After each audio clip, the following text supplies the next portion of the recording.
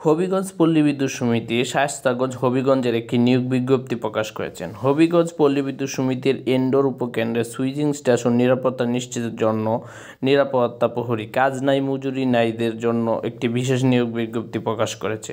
পদের নাম নিরাপত্তা প্রহরী, দৈনিক ভিত্তিতে। পুরুষ প্রার্থীদের জন্য শুধু পুরুষ প্রার্থীরা আবেদন করতে পারবেন। পদের সংখ্যা 3টি।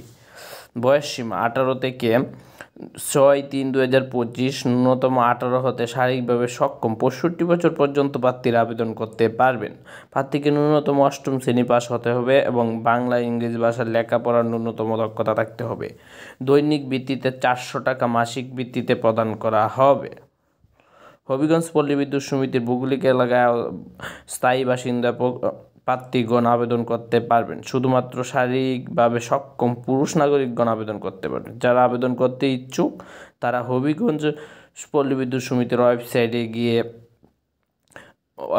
আবেদন ফর্ম ডাউনলোড করে নিজের হাতে লিখে আবেদন ফর্ম প্রদান করবেন। আমাদের চ্যানেলের সাথেই থাকুন নিত্য নতুন চাকরির আপডেট পেতে।